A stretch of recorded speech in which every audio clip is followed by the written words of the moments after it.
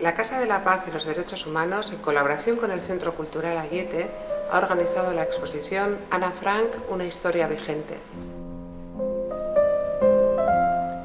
La muestra consta de 33 paneles con textos, fotografías y un vídeo que va relatando la vida de Ana Frank y su familia paralelamente a los acontecimientos históricos que llevaron al Holocausto judío y a la Segunda Guerra Mundial.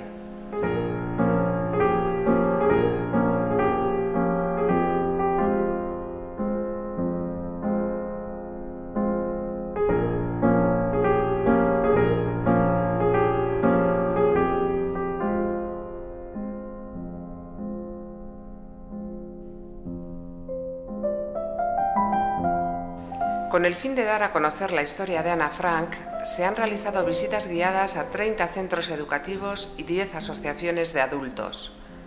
Así, más de 1000 niñas, niños y adolescentes y casi 300 personas adultas han participado en las visitas guiadas.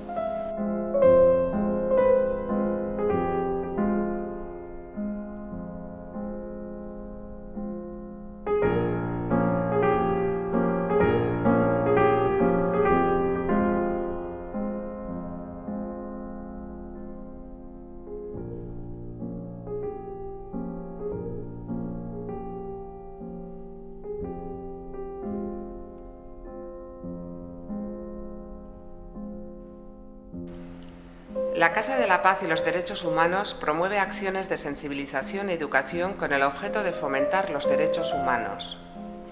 Por ello, organiza diferentes actividades y entre ellas se encuentra la exposición Ana Frank, una historia vigente.